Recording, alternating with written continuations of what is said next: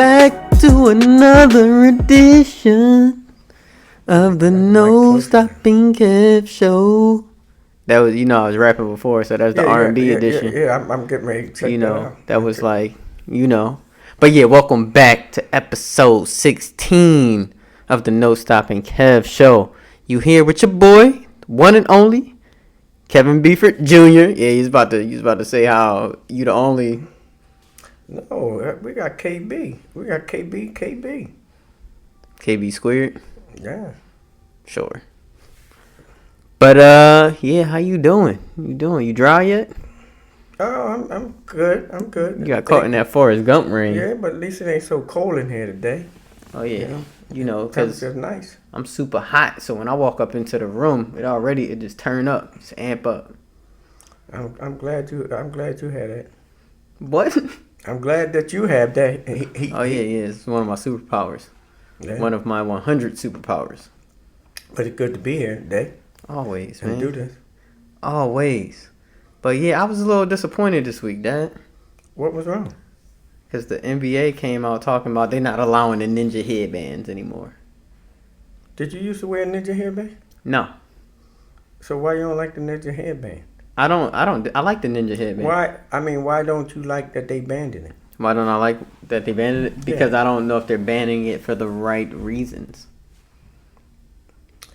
I don't know. Do you think it's a showpiece or something? Guys wear it for style.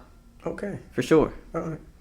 But I think, so here's the thing. So the NBA is saying right now they're citing it as a safety thing. And the other issue is it hasn't gone through the proper approval channels, which I understand. If everything that is worn has to go through a process to get approved, I'm fine with that, right? Here's where I'll push back. And apparently teams were complaining about the headbands last year because there's like different lengths you can tie it and had tassels and things like that. But I mean, people have dreads and ponytails.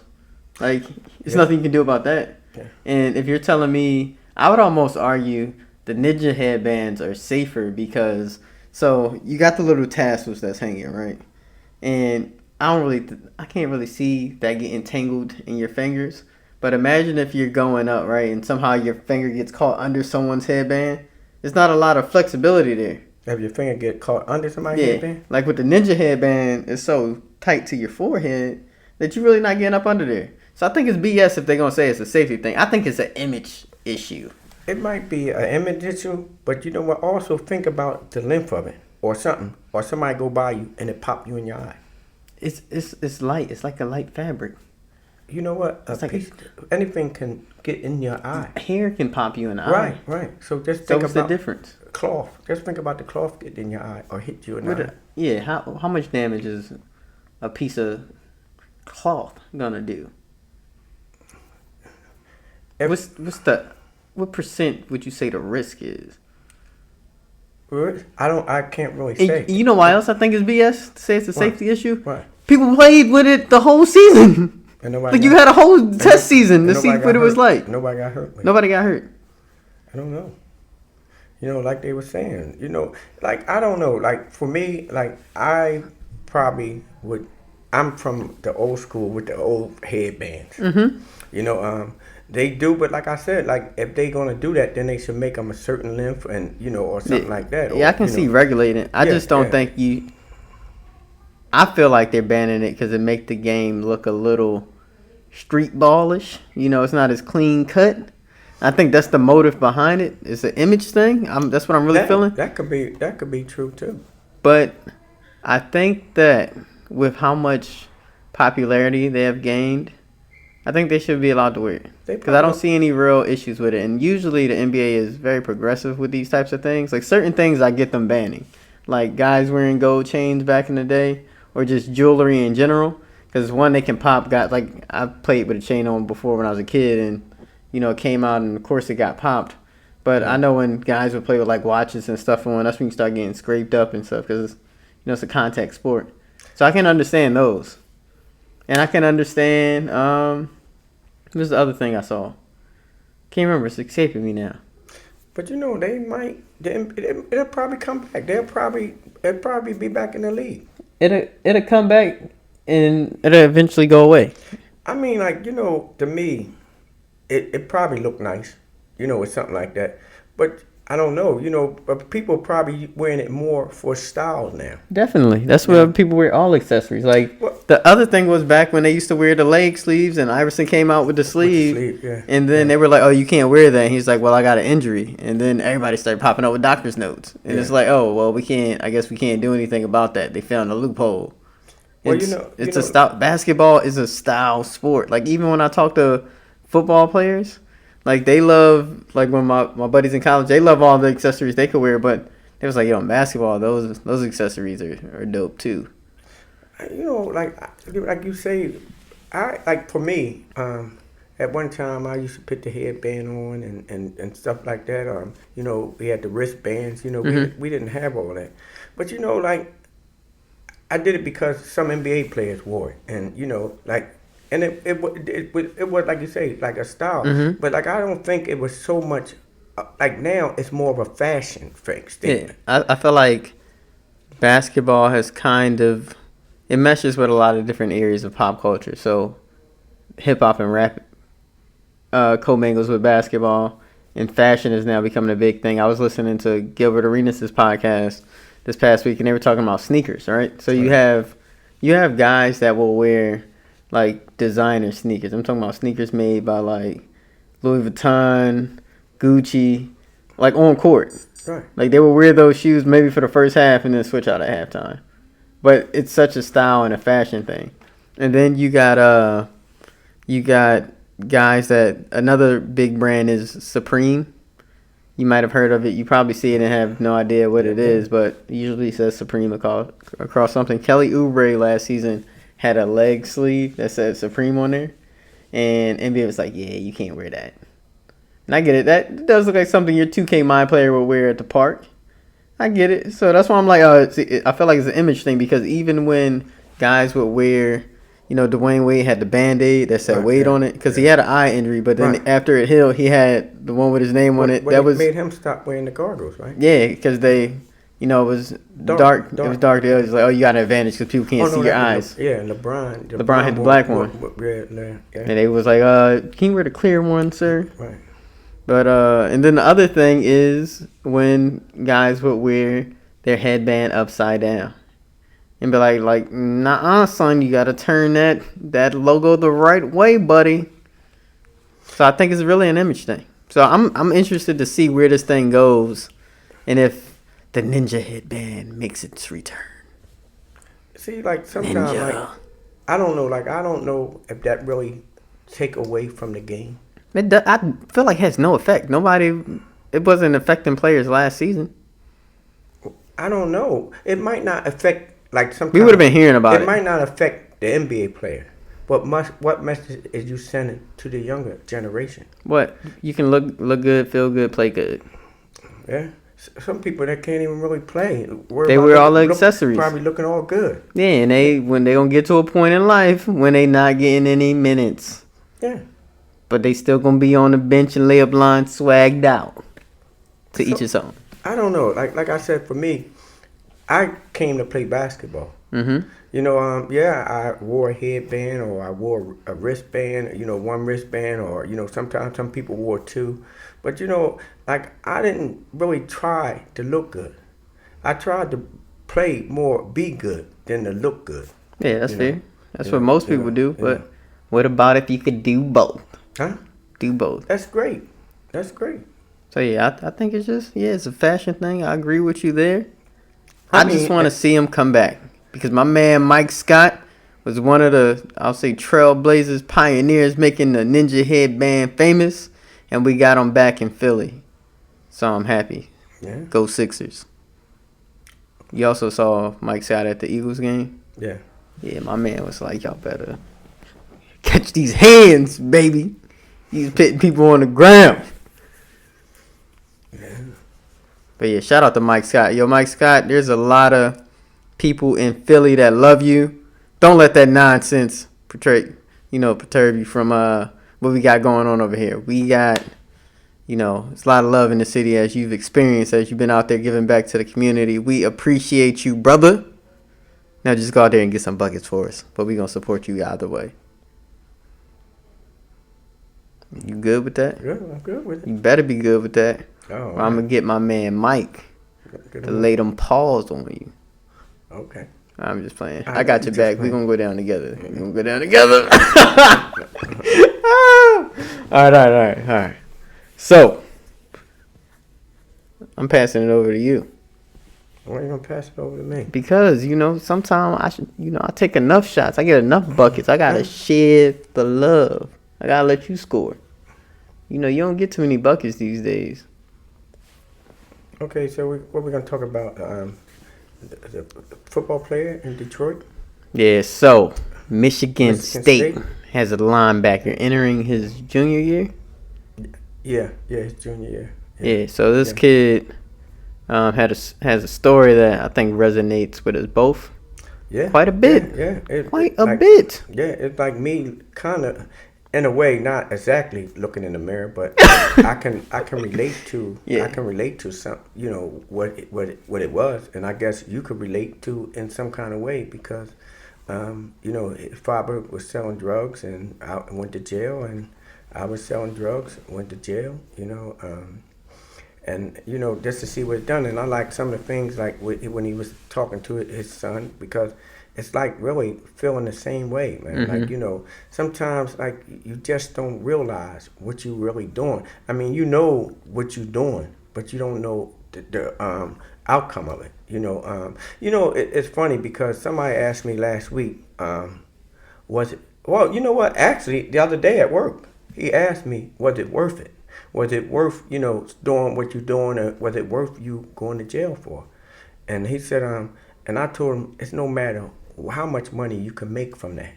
For me, I couldn't see myself. It just wasn't. The pain that I caused y'all, it's just so much, to put the hurt for y'all, and then for us, the hurt.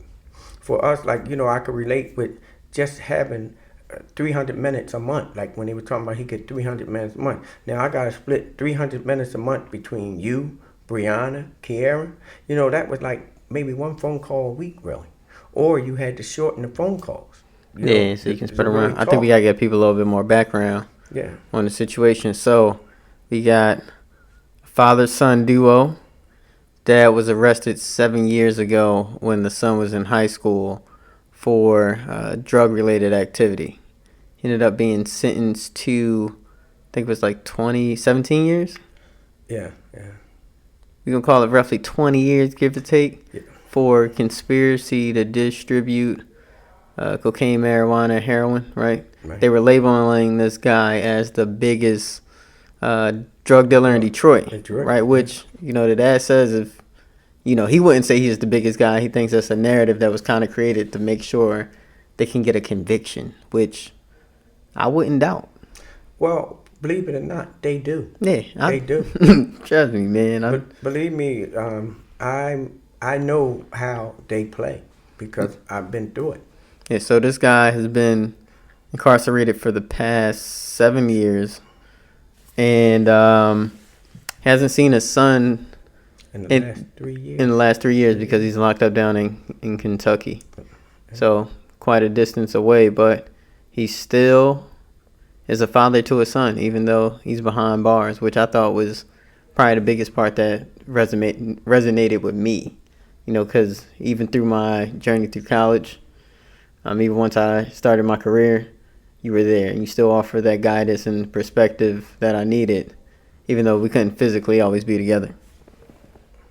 Right, yeah. We had to talk between glasses, then when we were able, and, being... We always talk between glasses. I'm sorry. We're talking between glasses now. Yeah, I know. You can't see me. Yeah, No, I I'm can. playing. No, but I could really relate, and it's good to be able to, to just build something with you coming up. Like I said, like being incarcerated, sometimes you got so many people that don't have a relationship with their family. Mm-hmm. And it's good when, like with him, he still talked to his son. He still was able to guide him and give some direction. Like for me, it was still good that I had y'all because you know what? That what kept me going in there. like the family, and you know what, it made me want to be on and move in the right direction. Like it was talking about how, like when he was a freshman, how hungry he was, and it probably like he was saying, like that must have got him from like with his father, like that. So like it's like you said, like some bad can be good, some kind of way. Like I could relate. Like I didn't like I was reading like when they were saying about him, like he wanted to be a professional football player, but he was telling them it don't matter. Just get that education. Be good, and like that's what I always felt with you. It's always been about education or doing good and being better. Than us, than me. Than your mom. Doing better and making a life, and like that's something that we like. I can't speak for him. I know I got caught up in streets and all like that kind of stuff, and I could speak for me, but like the story still like that relates to me. It's like almost as close to a perfect parallel as you can get, because it talks about how the son grew up in a pretty good environment, right? You got a Right. relatively stable household, wasn't around drugs or anything like that. But the father grew up in an environment where people sold used drugs. His parents and step parents were drug addicts. So he grew up in a completely different environment, right? Much like you could say we did. I wasn't around that growing up.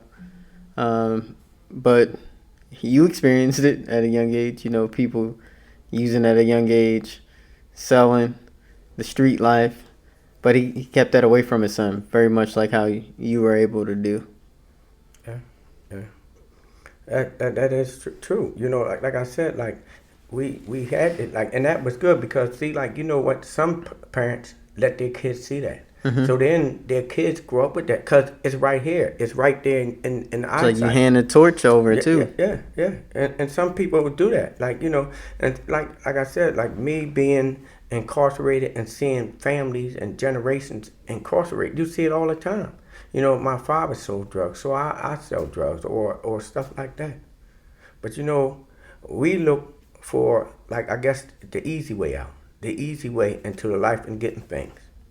And like that ain't something that I wanted for y'all. I knew what I was doing, but I knew from the get-go I didn't want y'all to be into that life or have to be even really socialized around in that life.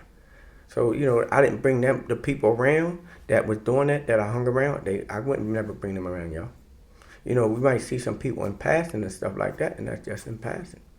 But and I guess he did a good job too, but keeping it away from his son and family. Yeah, something else that stood out in the article from it, I kind of alluded to this earlier, but he was saying he could still be a father even though he was in prison. It's like we still have phones, he could still email, which we both had. We talked on phone and email. Right. And just thinking about how many people can kind of check out when they go to prison. It's like you think that just because you behind there, your responsibility is gone, when that's not the case, right? Your loved ones probably need you more when you're behind bars than when you were actually out. Well, see, you know what? Like when you say that, we need each other. Just like we had each other before we went there. And I think it's more important to have each other then. Like I know, like I needed y'all.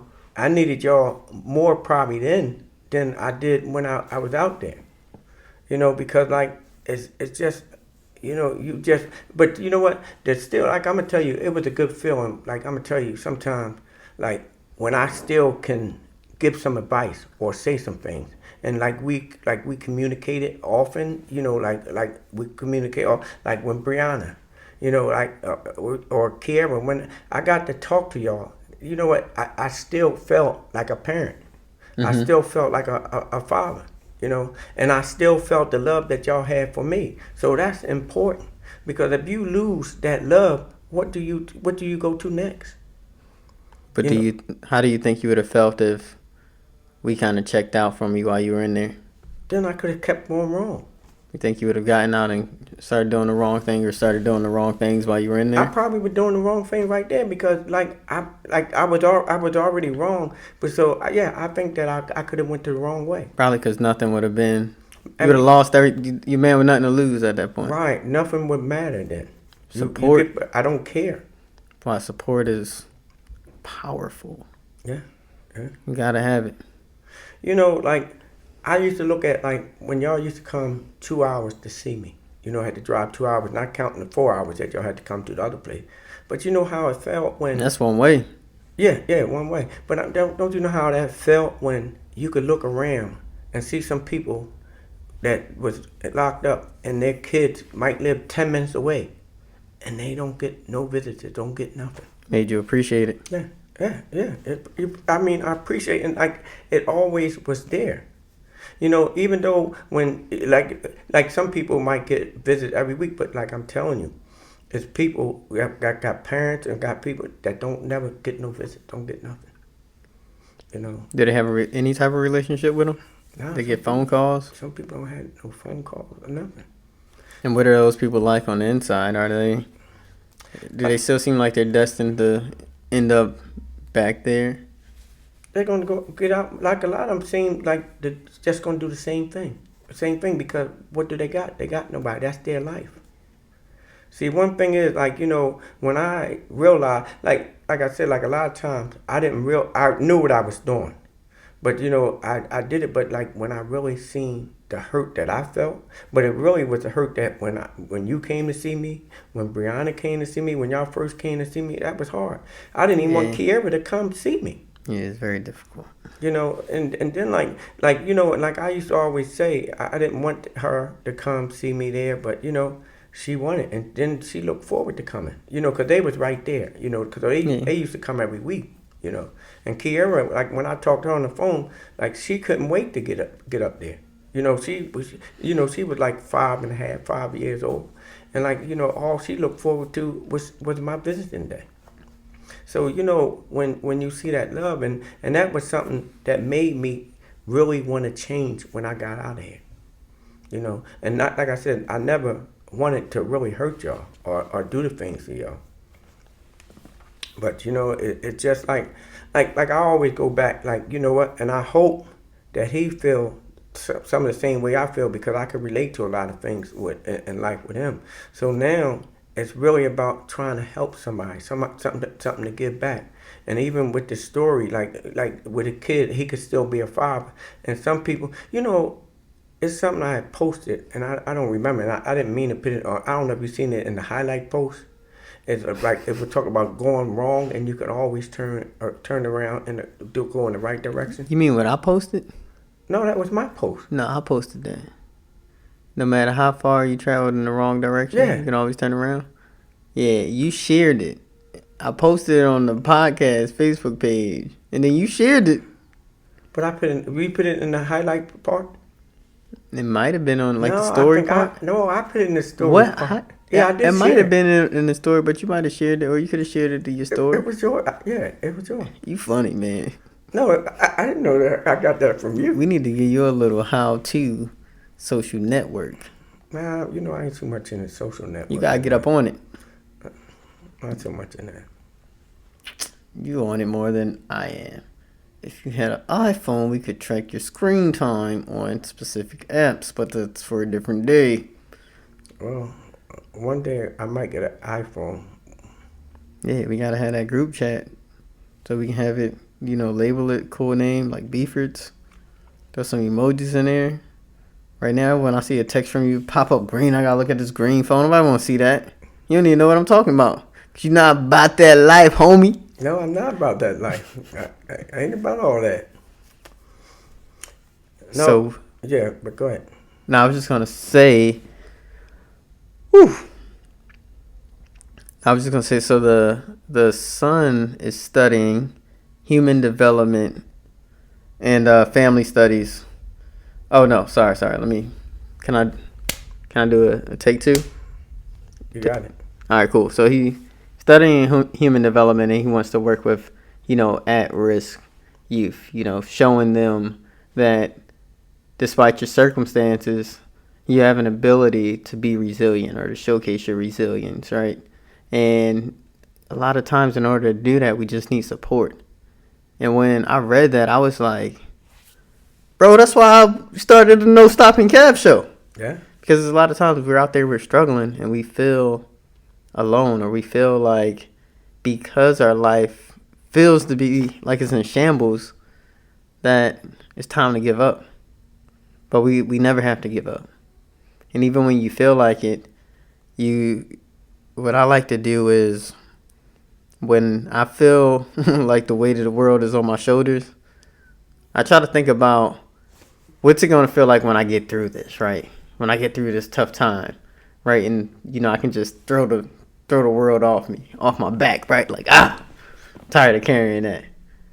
Like, how am I going to feel when that happens? Too, whatever doesn't kill me makes me stronger. So that shifts the whole way I look at it. It's like now, if I get through this, I can get through anything. Especially when you feel like you're at your lowest of your lows. It's like a whole new you. In order to grow, you gotta struggle. In order, a quote I used to like is, without struggle, there is no progress. So anytime I would feel like I was struggling, I knew it was something greater that was going to come out of it. So sometimes we just got to shift that mindset. I'm not saying it's easy, but it goes a long way and can really help us get through tough times. When you say that, it was like a lot of sayings. Like I remember one saying was, in every dark cloud is a silver lining.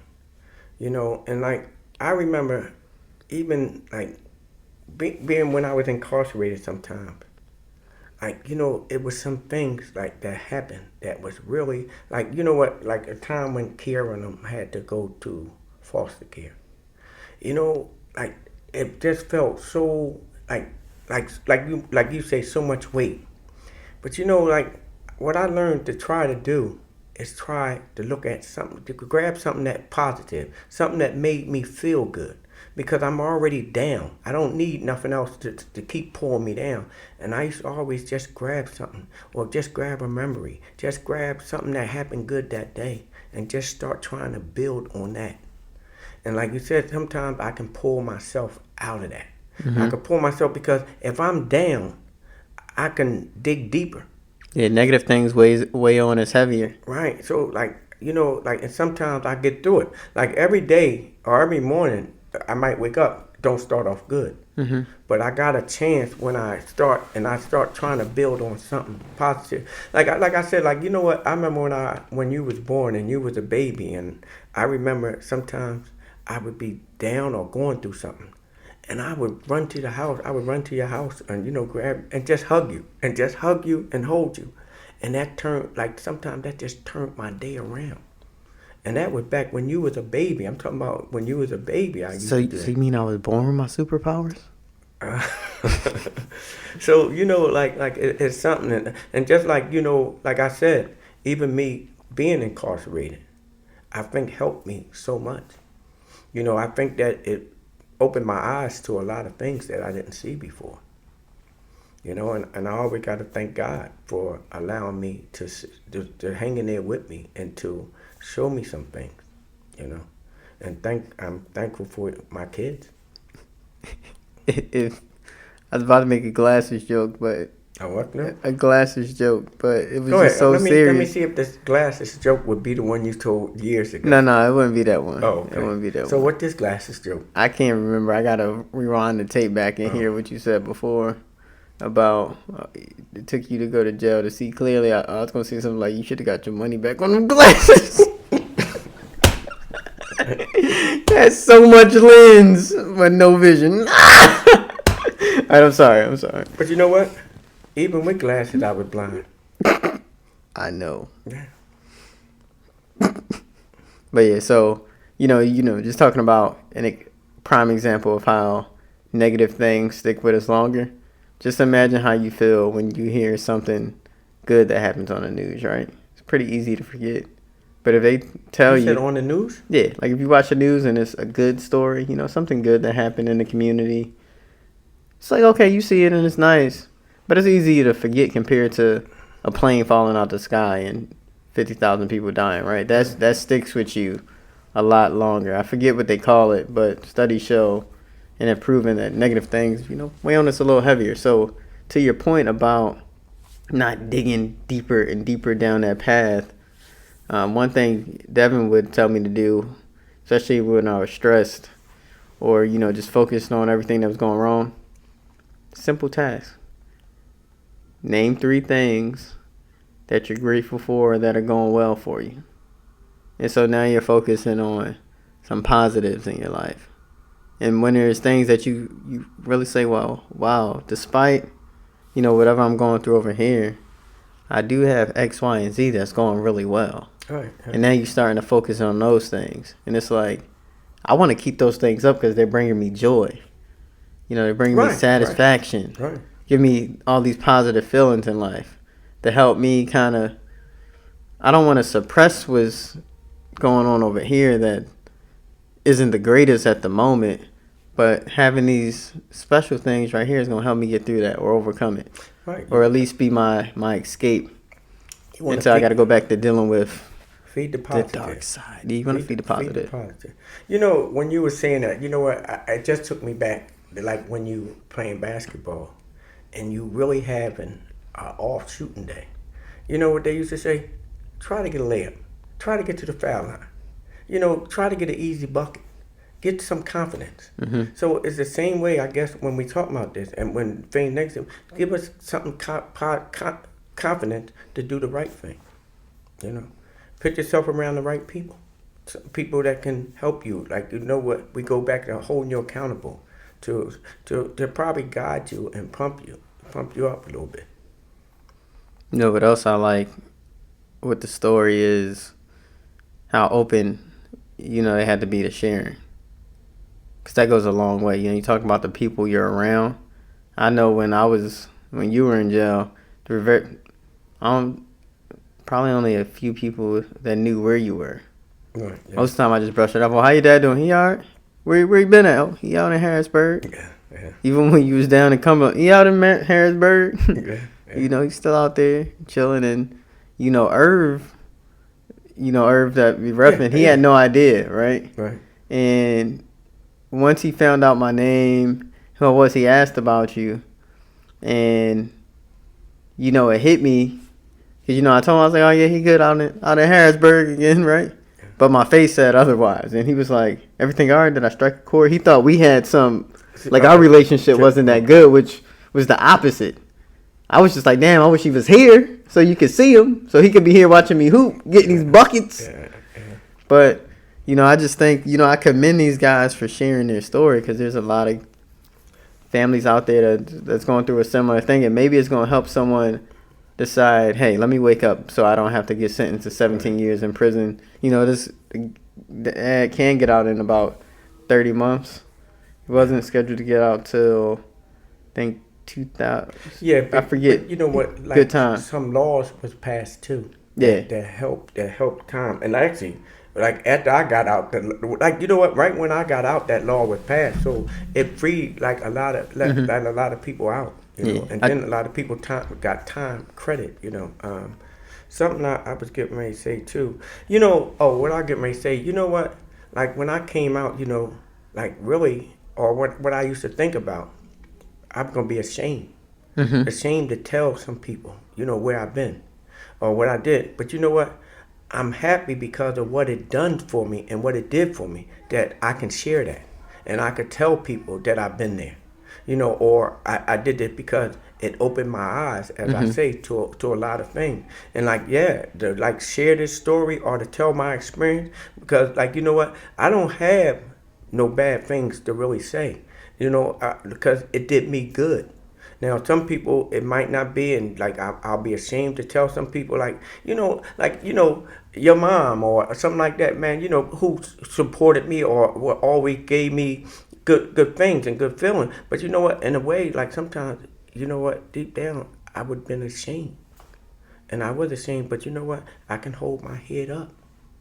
Because like I said, it did me some good. It opened my eyes. And if I can open somebody else's eyes, or if that story can open some eyes. Even if it's just one. Yeah. Yeah. And, that's the biggest thing because, like I said, it's easy to feel like you should be ashamed or down or embarrassed or, feel like you have to hide it. Yeah. When, it's a part of your story, Yeah. right? So you are who you are because of what you've been through. You don't always necessarily have to look like what you've been through. You can come out stronger. But helping somebody see something else. Somebody might be thinking, I'm just going to do this for the short term. Like this guy, he's like, he just wanted to give family a better life, be able to help out, provide.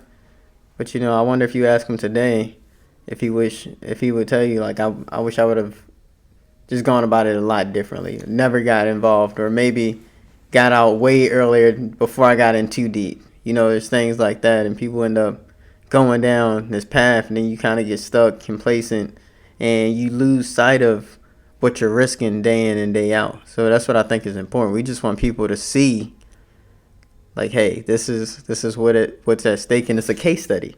Right. It's all good when you get money, living the life you want to live. You can put your kids in the finest things, but like that, it all can be taken away. Yeah.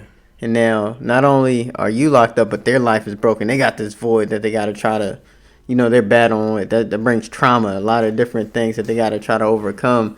But it's good to see that, hey, the dad's head's in the right place. I know he's going to come out, probably live a completely different life. And the son wants to pay his experiences forward by giving back to, at-risk youth and families. Yeah. You know what? I was just saying something, and I remember him mention this in the story too. Like, like sometimes we talk about curses, but it shows that it don't have to be a curse. And like I always say, and I used to say to me and my brother, I used to say to us, you know what? Because of how Jason did and how good Jason doing, how good that you was doing. See, it's not a curse, but you know what? We, like a lot of people say that, and I used to tell Jeffrey, I say, Jeffrey, it broke it. Because look at you graduated from college. Jason went to college. He's making a good living. Brianna here, y'all living life good. So, it's not a curse because I sold the drugs or whatever I did in life. But like I said, the blessing was to try to keep y'all away from it and let y'all achieve the goodness in life and do it the right way. And like I liked that part when he was talking about that in that story too. He was saying it's not a curse. It's not nothing. Yeah, you hit the nail on the head. That was the other thing that I was like, that's us. Yeah. You don't have to. The apple can fall far from the tree, or, it's more so like the dad's throwing the apple far. Like, get away! Don't make the same mistakes I did. Right. I read that. I thought it was gonna said Kevin Beeford Sr. Yeah, but you know what though? But then you know what? What did it say too? Did you remember this? It talked about dad mishaps. Mm-hmm. Right. What did that remind me about? Wasn't that in your front page article? I think it was. Yeah. So like that's what I'm saying. That story was so relating to me. It talked to me. It talked about us. It wasn't just me. You know who it else? Talked about us. You know who else it spoke to? Who that? Who did I get it from? Your mom. Yeah. Your mom. So shout out to Mom Dukes for sending me a good read. Yeah. Y'all, I'm going to tell y'all a little something. I hope I don't get in trouble for sharing this. Hope I get invited over for Thanksgiving. But my mom be sending me a lot of stuff in my email and in my inbox on Facebook. A lot of these articles I only read, like, if she sent 100, she lucky if I read 2. But Mom, yeah, keep sending it because you be sending some good stuff, I just get a little inundated sometime. I love you. But yeah, we got to get up out of here. Dad, when we playing one-on-one? Because I got to get back in shape. My league coming up. When you want to get back I in gotta, the gym? you're not even a D-League run. You more like that. Don't pick up a basketball no more ever run. I'm just playing. You can still go out and do a little something. I can still handle you on the court. False. I just might need a couple timeouts. False. I need some timeouts. That's all. All right, Dad. Check this out. If we played to 11, right? All right. Are we playing unlimited dribbles or 3 dribbles or 4? Unlimited dribbles. All right. So we playing to 11, unlimited dribbles, right? What's your prediction for what the final score would be? I'm not gonna. I predict a win. I don't predict. Put a number on there. No. You gotta put a spread. No, Come on, put something on there, man. That's for the bookies and the Put something on there. I predict a win. All right. So you gonna have 11. What I'ma have? I don't know. I don't know. If you had 11, I definitely had 10. You went on some fluky stuff. Probably was cheating again. I don't care. But when I win, I'm gonna say it's gonna be like 11-4. You know what? 11-4. You know what? Kevin Stieford, it don't matter. You know what? Junior in 11-4. I told you when I played the young boy, right? Yeah. I beat him. He was talking about how good he looked. He made you fall? No, he didn't make me fall. But you know what? Like I said, who won?